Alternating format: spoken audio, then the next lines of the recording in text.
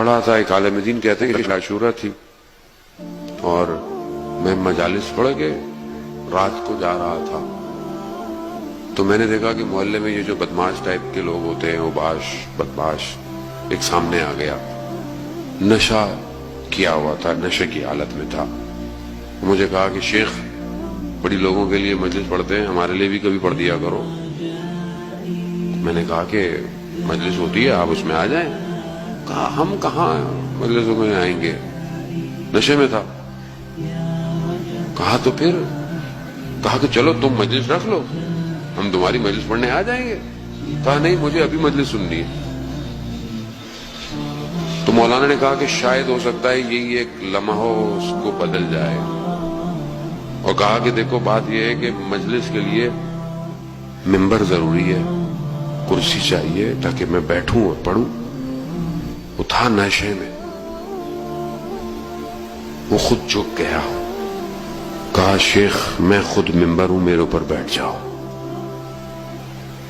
بس یہ بیٹھے کہتا ہے میں نے السلام علیکہ یا ابا عبداللہ کہا. اس کا بدن کانپنا شروع ہو گیا.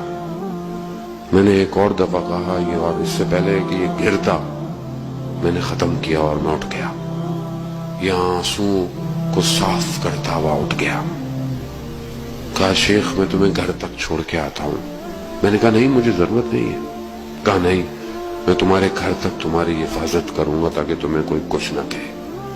جیسے گھر پہنچا کہا شیخ ایک سوال پوچھ سکتا ہوں؟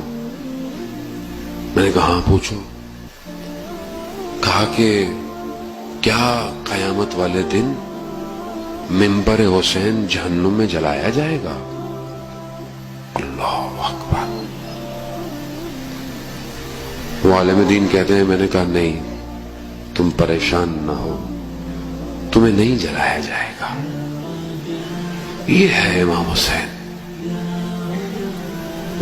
ہم پتہ نہیں لوگوں کو ڈانٹتے رہتے ہیں، تم ایسے ہو، تم ویسے ہو، مجلس میں کبھی کبھی آتے ہو، کبھی کبھی ماتم میں کھڑے ہوتے ہو. ہم کون ہوتے ہیں؟ وہ امام حسین ہے.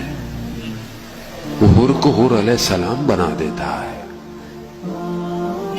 عزاداران محترم، وہ کریم کی بارگاہ ہے.